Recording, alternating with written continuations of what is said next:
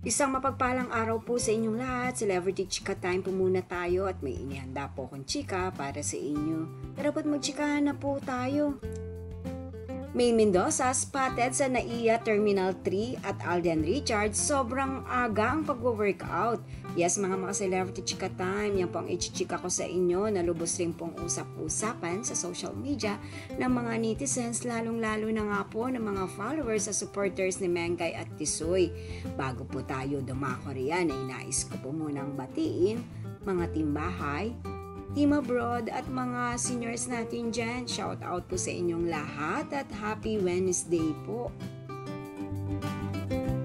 Spotted nga po ngayong araw ang ating phenomenal star na si May Mendoza sa NAIA Terminal 3. Abay, alam naman po natin na tuwing ganitong summer ay kung saan nga po nagbabakasyon itong si Mengay.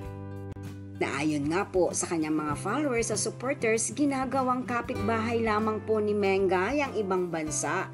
Abay, it's time nga naman po para mag-relax at mag-chill.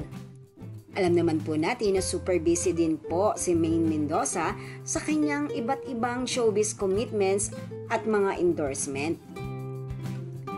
Samantalang Asia's multimedia star na mataan nga po na sobrang aga po raw ay tumatakbo na po ito. Tunay naman nga pong kinakarir ni Alden ang kanyang bagong hobby po na ito, ang pagja-jogging o ang pagtakbo. Yes po, kasama po rito ng Asia's multimedia star ang kanyang mga ka-gym buddies. Kung kaya naman, ayan at kitang-kita kung gaano po kaganda ang pangangatawan po ngayon ni Alden. Narito po at panoorin po natin ang latest updates kay Alden na sobrang aga nga po mag-jogging.